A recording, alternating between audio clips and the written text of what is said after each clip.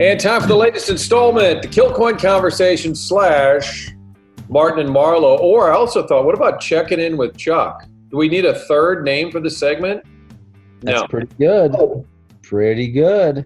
You know, I was flipping around PGA Tour radio the other day because I'm really into golf. And there's a segment, Brad Faxon has his own show, and it's called Just the Facts, F-A-X. I'm like, now that's a fucking name, okay? Martin and Marlow's catchy, very catchy. We like alliteration, but Just the Facts. I'm going to give that an early Kovan Shoutout if that's okay. I like it. If you have a name like that, you almost have to use the corny slogan. You can't pass that up. I don't feel like you or I have names that really lend themselves to a kind of an easy one like that. You think he meets with the executives and he's like, I'd like it to be called the Brad Faxon Show. And they're like, no, it's just the facts. Like, you can't beat that. Charles, welcome back. You were gone. You were missed. Not gone from this segment, of course. We're here every Monday. Make sure you subscribe. Get it delivered each week, whether it's on YouTube or iTunes, Spotify, all the different outlets. Make sure you sign up for your Monday staple each week. Martin Marlow here. But you were gone last week. You were in Michigan, which I believe has become St. Louis's playground of sorts. Interesting, because now are you talking about kind of where I was at, South Haven, Michigan? You have that whole Lake Michigan coast going up there. You got Benton Harbor. You got St. Joseph's, Grand Haven. Are you reading a map right now? Are you reading a map? No, my aunt and uncle live in Traverse City. It's beautiful. They used to live in Holland. I'm just trying to think, though. I think Holland's the town. That's the one where everybody in St. Louis goes to Holland. Now, it's funny you said that, because as you said that, I'm thinking to myself, I don't personally know a lot of St. Louisans that go up to Michigan. But then I thought about the first day we were there was Monday. We go downtown. We go to this bar restaurant to get some takeout. And I see a dude with a Chaminade red windbreaker. And I'm thinking, I'm sure there's other Chaminades in the United States. And I'm like, is that Chaminade St. Louis? What's that? The one in Hawaii, famously, right? Right. Did he beat Ralph Sampson? Chaminade College. Right. So I'm like, is that Chaminade St. Louis? He's like, yeah, my son went there, blah, blah, blah. I'm like, cool, okay. I didn't know who he was. He didn't know me, whatever. And I'm sitting at this bar, and no joke, and there's only about 30 people. And then I see a group of youngsters, young guy, that's Martin's term. No, they're actually young ladies. They were all wearing Mizzou shirts and Greenville University shirts. And I'm like, that's got to be Greenville University, Illinois, that we've done so many stories on. So I was talking with them about the basketball team. So it's funny because the first night, the first bar I was at, I see two different groups of people from St. Louis, but then no other St. Louis people the rest of the trip. Well, it may be, love Greenville, great shout out there, love the sponsors. It may be more of the Holland thing, and I've not been there, but I'd always heard that everybody in St. Louis, that's kind of like the spot. So you may have been a little bit, south of there. So what was the week like? Was it Jim Marlow and company, who famously was referenced on the show a week ago? And does he know that he was talked about on the show? He does not know that. I'm sure he never listens to the podcast or any radio. My mom does every once in a while. My mom checks in on Twitter. She's a little more technologically sound. But my dad was there playing the harmonica, which my daughter Janie Mae loves. All of his grandkids love that. But it was a fun trip. We had myself, my parents, my younger brother Nick and his girlfriend, my sister and her husband, her two boys. So we had everybody in the family except for my brother Sam, who was on a different vacation. But it was a fun week. We were next to a kind of a private beach access, but it was, a ridiculous staircase to get down there. But it was a really nice view of Lake Michigan. And then we were about 12, 15 minutes from downtown South Haven, which has a really cool downtown, charming little shops and restaurants. And then they have two really cool public beaches. And family time, were people out and about, socializing? This is kind of before, now that you're back, everybody's kind of back, I think, into slight freak out mode. When you were in Michigan, it's touristy time. were people wearing masks? Were people freaked out, you think? Or did it seem like almost a normal summer trip? I think people are still definitely aware and doing things a little differently. For example, all the grocery stores we went into, almost every single person was wearing a mask. And I think at least that's how it was in St. Louis, I thought, when it started. I feel like that's kind of dissipated a little bit percentage-wise. But I feel like almost everybody was wearing a mask in the grocery stores in South Haven. And I will say this. When you see those pictures or video, for example, when Florida, you'd see this overhead shot or a drone shot or a wide shot of the beaches, and people would say, oh, it's going to be this huge outbreak. It's going to be this spike. And maybe some of that does happen because of the beaches. But when you get there, you realize you can really space out on a beach. Like, even though there were probably multiple hundreds, or if not thousands of people on this beach, everybody spread out pretty good. Like, everybody was conscious of trying to be at least 6 feet apart. And a lot of the restaurants, all the restaurants there, I think Michigan, their lockdown was a lot worse, obviously, than Missouri's. They were getting all kinds of heat. The governor was with the protests and all that, and they were basically storming the state capitol. So I think people there were pretty good about masks and distancing and all that. You mentioned your dad not being technologically savvy. I was thinking of this today because I wanted to catch up with Whitey Herzog, get his take. He's always got – his brain is so sharp on baseball ideas, shortened season. He's been through some strike seasons and all this. So I texted, he has a woman who does a lot of his events and PR. And I said, this is kind of a weird thought, but does Whitey Zoom? And she wrote back, he has a flip phone. Does that answer it for you? So I was like, okay, scratch that off the potential Zoom list. But what do you think this week? So baseball back in a sense, workouts begin. And I think a lot of us were just kind of not sickened by it. That's too dramatic. But the whole process, the way it played out. And I guess now we're all, creatures of the moment. What is it? The theater of the moment or whatever. Like, all right, fine. Who cares? Baseball's back. But it's going to be really weird. They have these rules where you can't spit or high five. Like, what if they do? Do they get sent to the dugout or the bleachers? Because it's going to be so weird, I think I like weird shit. So I think this is actually going to be kind of fun. Oh, I'm absolutely fascinated by every aspect of it. And this is very selfish, but I'm really curious how it's going to be with the media. And I know people are more concerned with the actual games, and so am I watching it.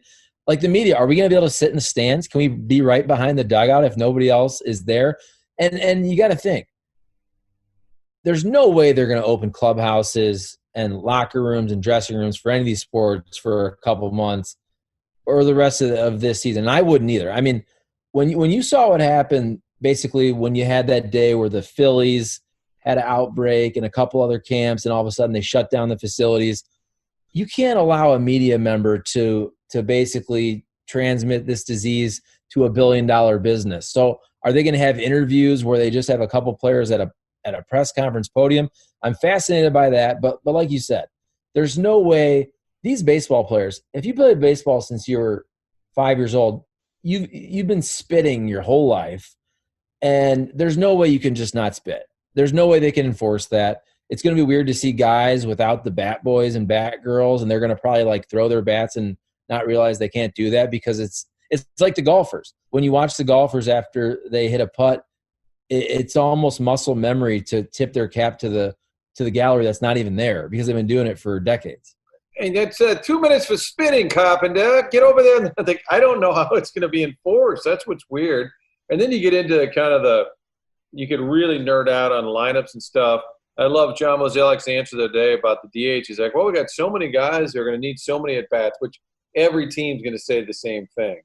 But I'm old school. I still want the pitchers to hit in the National League, because I do like that strategy where the manager's got to lift him or decide he's due up in the next inning to hit. I do think taking all that away, and managers who've been in both leagues, whether it's Sparky Anderson or Tony La Russa, these guys who have all said they really love the National League style. Am I just a goddamn dinosaur, do you think? And I know it's gone. It's the DH is here to stay. I just like that National League, and it's not because the pitchers are great hitters. I know they're terrible hitters. I just like that strategy, especially late in the game when you have to factor that in.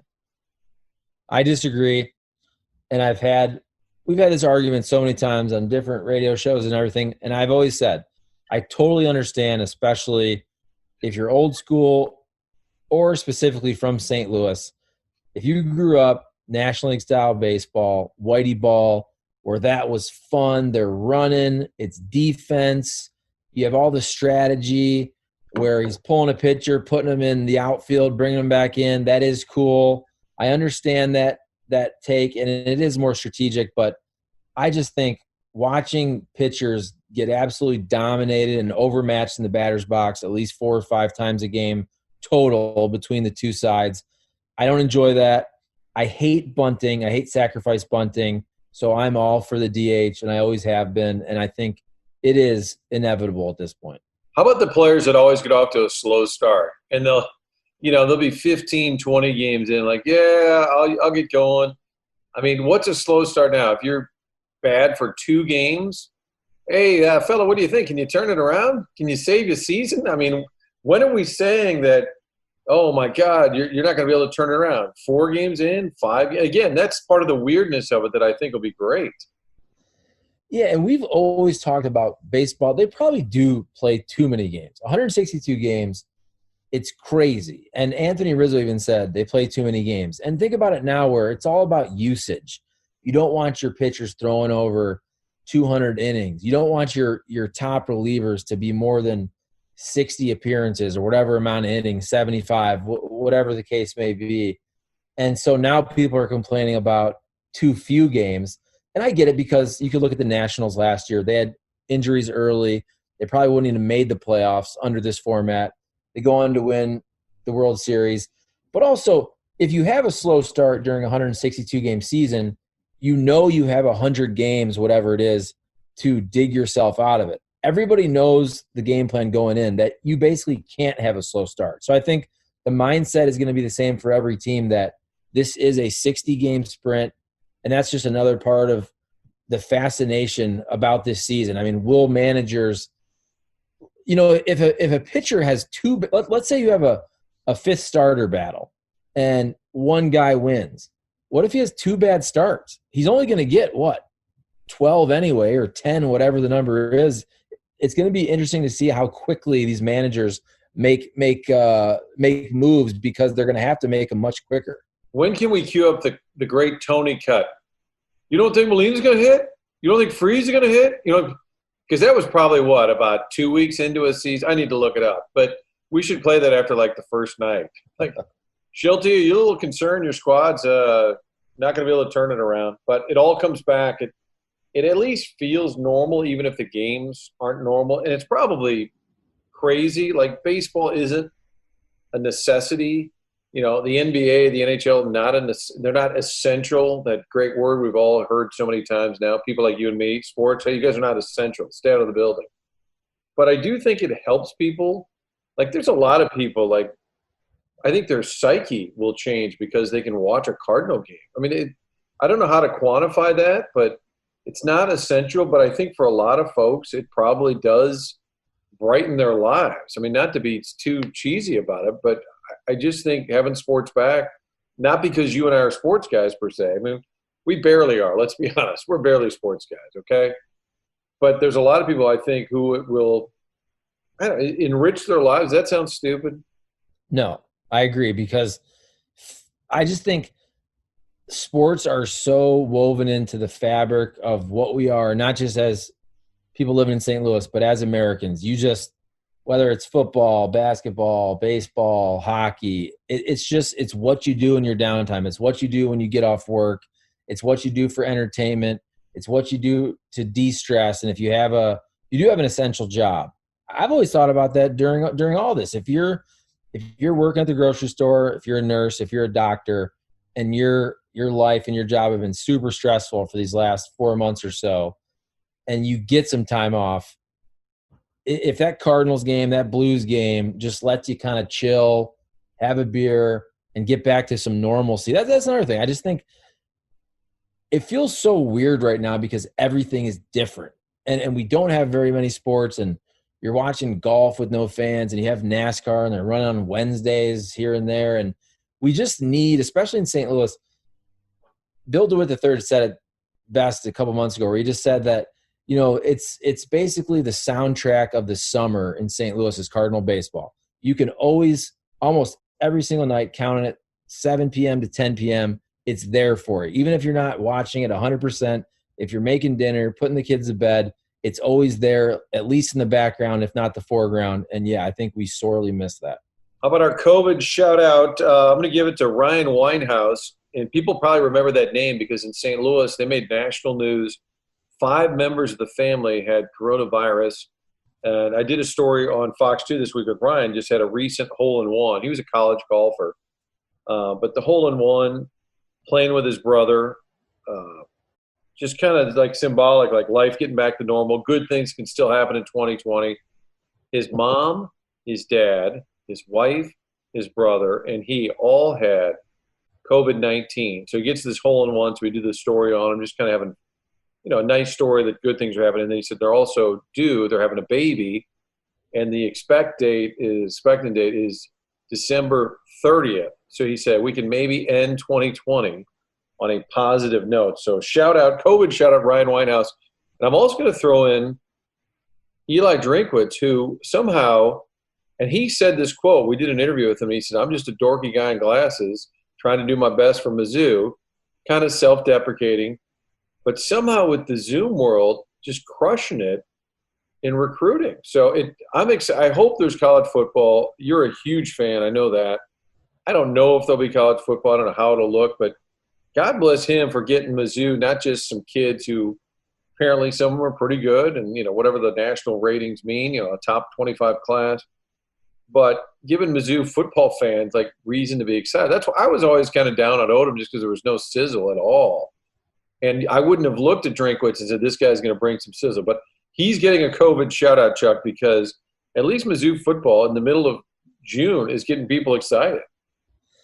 Yeah, and when he got the job, I'll be honest with you, I'd kind of heard of him, but after a while, you're like, you kind of knew some of the candidates they were going after weren't gonna take the job, and then you hear Eli Drinkwitz and one season at Appalachian State, and then you realize that those weren't really his guys, obviously. So you're like, can he even recruit? And then you see him, and he does poke fun at himself because, as he says, he's kind of this dorky-looking guy with glasses. But the couple Zoom calls I've been on with him, and interviewed him once in St. Louis when he was here for a Demetrius Johnson event with a bunch of the local high school coaches, where he's really, planting roots with the local coaches and a lot of the African-American coaches in town as well. And he is very likable. And on those Zoom calls, he's wearing the Hawaiian shirts, and he's just joking, and he's talking about some very difficult topics also, because you're talking about coronavirus, you're talking about the protests, but he's doing it in a way that he's very affable. And I think we all know it always comes down to wins and losses. If he wins, I think he's going to be a lot of fun. Now, if he doesn't win, it's hard to be fun. You're not going to wear the hula shirt when you just got blown out the week before. But if Mizzou wins some football games, I think he's going to bring some personality. Got our weekly shout-outs, the COVID shout-outs. A reminder, too, to subscribe. Oh, I didn't print it, but we do have email. And, of course, the first one we got was it was like a morning after email, very weird. The guy said his wife wanted to pee on him or something. It's too. Next week, I promise to open the mailbag. I apologize to our loyal listeners, Martin and Marlow at gmail.com. Martin and Marlow at gmail.com. Well, hold on, though, real quick, because we did get, if you saw that, I believe, on Twitter, somebody did ask a question, which I thought was kind of interesting. He didn't probably send an email, but he wanted to know if in local sports TV, does everybody like each other? I think he was talking about the different stations in town. Do you actually like each other, or is there a real competitiveness? Oh, no, we don't like each other. I mean, here's the thing. We pretend to, and then when we're in our own sports offices, we mock all the other stations every night. You're watching, whether it's Channel 4 or Channel 5, like, oh, really? That's your top story? Oh, we did that yesterday. We all mock the other. No, we get along fine. We're all competitive. I mean, Frank could probably slash your tires if he thought you were getting into an interview before him. That's a little different level of competitive. I did not see that question. We should do like a local. Somebody else. I think one of the emails said, "Could you get Doug Vaughn on for a segment?" And who knows? 590 is such a shit show. He might be available soon. You never know. It's possible. Now wait a second. Wait a second. 12 to 1, Cam Jansen show. Love that show. I will pull up the emails, I promise. martinandmarlow@gmail.com. And don't forget the great sponsors of this here podcast. Triad Bank, located in Frontenac. Get online at triadbanking.com, helping all the small business owners navigate through this difficult time. I know Jim Regna, I talked to him once on a Sunday night in the office, making sure the paperwork got filed, taking care of their customers. They do that whether you're a small business owner or it's just you. You just need some banking, just need your banking needs serviced. You want to make sure you're at the right bank. It's Triad Bank, neighborhood-friendly bank, triadbanking.com, located on Clayton Road, just west of Lindbergh, right there in Frontenac. And also, Marie de Villa Senior Living virtual tours available now. So if it's your mom, your aunt, your uncle, your dad, doesn't matter, anybody in the family looking for senior living, get online, mariedevilla.org for senior living, right at the corner of Clayton and Wideman Road. Charles, who's bringing us your hot takes this week? As always, Kirkwood Pizzeria, St. Louis Lawn Care. They do a fantastic job. Our guy, Tim Jenkerson. I got to ask him. I forgot to ask him if he's related to Dennis Jenkerson, but I will do that. Also, STL Equipment, St. Louis Equipment. He owns that business as well. You have Corner Butcher, and then a special shout out, Kenilwood Pet Resorts, because we were on vacation. We were at a spot that wasn't, unfortunately, pet friendly. So we dropped Otis off for the week. They took great care of him. I picked him up today. He smelled fantastic because he had the bath and the groom and all that. And also Kenilwood, they always have that personal touch. They were sending us pictures throughout the week. Otis playing, Otis there, he was doing this with the treats and all that. So they know you're thinking about your dog. Even though, let's be honest, I used to think about my dog all the time, and then you have a child, and then you don't think about your dog as much, although I still love my dog, but it was very nice to get those texts. Love your dog, probably a little extreme, maybe. That. No, I'm saying – no, look, a little less than you used to. No, yes. I love my dog, but when you have a dog and no kids, you're like, oh, you know how you dress your dog up for holidays and stuff, and oh, it's so funny you have a dog. And then you have a kid, and you don't do any of that with your dog anymore. Even though you still love your dog, he just drops down on the priority list a little bit. This past week, MLB Network airing Voices of the Game, great announcers. They had a nice hour-long special last week on Jack Bach about his career, Bob Costas, Tom Verducci hosting that. Something that you and I had texted before about an idea we want to do, like not like our favorite announcers necessarily, but like the announcers of our youth. And, you know, we all watch network TV and Game of the Week, that kind of stuff. But I remember when I was little, we lived in Milwaukee, and I started to get interested in the Bucks. And they had an announcer named Eddie Doucette. And probably the only person we know that would know who I'm talking about would be Earl Austin, because Eddie ended up, I think he did Clippers games, maybe was the voice of the Blazers. He left Milwaukee, you know, years and years ago. But when I was a kid, Eddie Doucette calling the Bucks game got me excited about the NBA and made me think that I wanted to be him. And then we moved to St. Louis, and I'm a kid in grade school, and of course it's Jack Buck. And then you get to meet him, and he is the real deal, like in person. And I remember doing, when I first got to Fox 2, we're live at Busch almost every day at 5 and 6. And I was always the guy in the field. We talked about this a little bit with the McGuire stuff. But a lot of times you try and get like a player to come on or somebody to come on not because it was lazy and easy to fill time, but it was just like it was better. It was better TV. If you had a live guest, it looked cool. People at home, oh, wow, you got somebody with you. And a couple of different times, I swear, I ran into the dugout, the clubhouse, because somebody didn't show up. And I probably at least 2 occasions I got Jack Buck to do it, which as a kid in St. Louis, I never would have thought that would be the option. You know, grabbing him for a live shot at the last second. And he would always say, well, who stiffed you? And I'm like, no. He goes, he said, what time we hit? And I'd seen like 5:20. He goes, you're asking me at 5:10, somebody stiffed you. And I'd go, well, Walt Jockey was supposed to come down, but he's not coming down.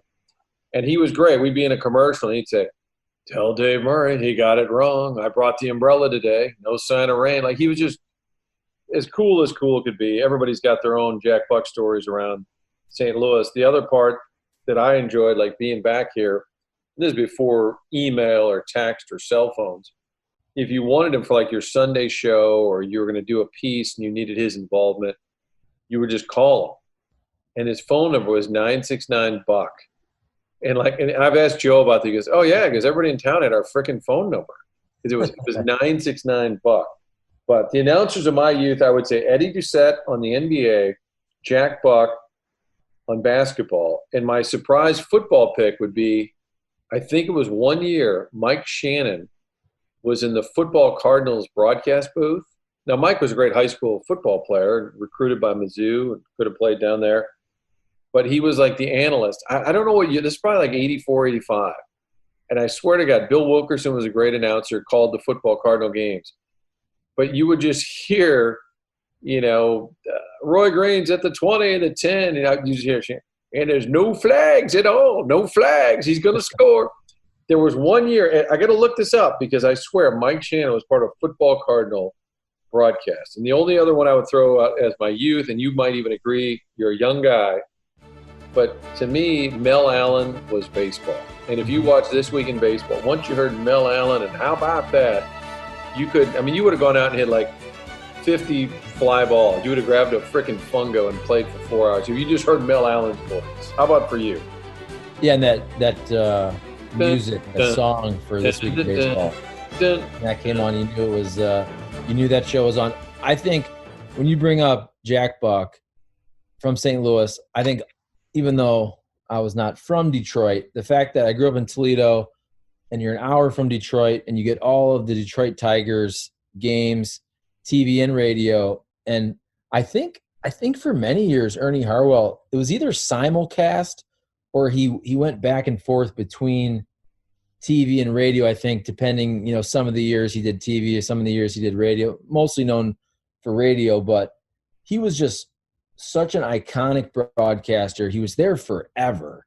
I mean, I don't know how long he broadcast Tiger games. It must have been 50 years, whatever it was. It may be longer. And so that was the baseball voice of my youth. And then basically my second TV job in Lansing, Michigan, we would be in Detroit for any big Tigers games, all the opening days and the playoffs. And that was 06, 07. So they obviously went to the World Series, and Ernie Harwell was always around. I don't believe he was still – I can't remember when he retired, but still he was always around and doing different events, and you interviewed him, and he was just the nicest man in the entire world. And he would always even say – I think one of the quotes he was known for is, if you have to choose between being right and being kind, always choose being kind. And he's just one of those guys that you thought he was your best friend when you listened to him on the radio, and then you met him in person, and he just totally lived up to it in every way, shape, or form. Everybody loved that guy. I never heard one person say anything bad about Ernie Harwell in my entire life. And then the other voice, I don't know if this will ring a bell for you, but George Blaha was the Pistons guy forever. He also did Michigan State football, but more well-known for Detroit Pistons games. And growing up, when you had the Bad Boys were so good. Just George Blaha had all these different catchphrases, and he did it forever too. I don't even know if he still does it now. But I just remember, like, he'd always talk about the high glass. Like, if somebody had a layup, like, putting it off the high glass, and he had all these different catchphrases and all that. And he had a funny name, so as a kid, you remember George Blaha. So I would say, Ernie Harwell and George Blaha for me. I've heard that name over the years. I knew he was a Michigan guy or a Michigan announcer of some sort or some renown. But I figured as a kid, can you imagine that? Hey, Blaha, ha, ha. I hear, is it Milhouse who was always, ha, ha. Yeah. Is that Milhouse that does the, ha, ha? I believe so, yes. Okay. That's what I think of when I hear the name Blaha. Future segments, Charles, I also want to do the TV shows of our youth. We're a different generation here, but I thought it'd be like a deep dive into the TV shows of our youth. And I also want to do a revisit of sports radio guys, the groupings that they all fall into, because I feel like lately a lot of people are taking on angry guy, that whole shtick of just being mad at the world and wanting to scream. And I do fear that I'm losing my mind. You probably said this in the past, but I'm making so many notes now, like on my phone, on notepads, that my wife picked them up one day. She goes, "What is all this stuff?" And I'm like, "Oh, that's a list of things I'm doing tomorrow." And then it's like, "Oh, that's a list for topics with Chuck." And then, "Oh, that stuff I got to get finished over at Fox 2. And then I text myself so I won't forget. And then I'll go through my phone the next day, and it's so random. Like today, I saw a deer on Clayton Road, reminded me of a Warren Zevon song. Like, I sent myself that note. Like, what am I going to fucking do with that? Do you think I've lost my mind? You probably have, but it's good to write notes down. That's why you make fun of me sometimes if I write down the temperature or what day it is, because as we get older, you just forget almost everything. That's why we never should have made fun of Keith Kachuk when he didn't know what day it was, especially when he was going to a different country for that day. And then if you throw coronavirus in there with the fact that nobody knows what day it is, and that's where, to kind of circle back to your earlier question about sports also helps us know what day where we are in the week. Like, you got Saturday college football, you got Sunday NFL, you have Monday Night Football, whatever the case may be, different times of year. You kind of know you have NBA playoffs and hockey playoffs going on May, June. And because we don't have any of that, we didn't have an opening day for baseball. Everything in America is just a little off kilter because the sports schedule is our calendar. I love this. Chuck, the headline out of this is going to be, Charlie says we need sports so we know what day of the week it is, which, you know what? COVID Kachuk probably doesn't know what year it is. I got to call Big Wall and say, don't ask what day it is, because I've done that like every day for 3 months. But what month is it? What and year? Real quick, just because I was thinking this on the fly, and I like to have some actual numbers here. George Blaha is 75. He's been the Pistons play-by-play guy since 1976-77, so forever. And then Ernie Harwell, RIP, passed away in 2010. But he was the Tigers radio and TV from 1960 to 2002, so 42 seasons. And remember that one weird year. He actually was with the California Hadley fired him for like a year, and then he came back, I think. How do you fire?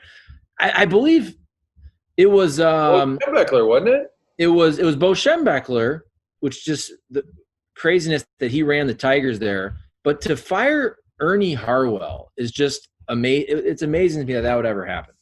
That makes me feel better. Like, you and I could get fired. If Ernie Harwell can get fired, we could get fired. Just not this week, okay? Chuck, great segment. Encourage folks to get online and get subscribed, whether it's YouTube, Spotify. The point is, I don't know how that works. Make sure you subscribe. And then also email. Next week, we'll get into the mailbag. We'll answer the weird question about the guy's wife who went to Hito. I forget. It had something to do with getting peed on. I forget. We'll get to that next week. We had a lot to get to. We have a lot of housekeeping, which we'll do next week. Martin and Marlow episode, is this 5 or 6? I forget. It's 6. Can I say one more thing? Because I feel like over 20 minutes, because I was with Ryan Luchtefeld, former Billiken, the other day. Yeah. We were talking about going places. He said, "Well, doesn't Marlow say it's always 20 minutes?" I got, that is a Chuck Marlow. Everything's 20 minutes except this podcast, which I believe is over. I want to be known for that because it's true. But I want to say is, because this will come out Monday, but we did tape this late Sunday night, and I'm wondering, and just so people know, sometimes during coronavirus, we don't appear live on TV for the late shows because there's no live sports. I don't know how you feel about this, but my whole sleep schedule has totally changed. I usually work till 11:30 at night. I get home at midnight. I usually can't go to bed till at least 1:30 or 2. And in the last 4 months, I'm now on a schedule where I fall asleep about now, 10:30 or 11 when I'm normally on TV. So I'm wondering, are you the same? Like, are you tired right now? Oh, yeah. I could go to bed at 8, 9 o'clock every night. Yeah. But this conversation, so scintillating. Sports remind us what day it is. I'm wide awake now, Chuck. Wide awake in America, which is the name of a great U2 mini album, which I think they call an EP, which I never quite understood, which we'll also get into in future weeks. Does that sound good? Great. We got a lot to get to. Let's do it. Chuck, have a great week. You too, sir.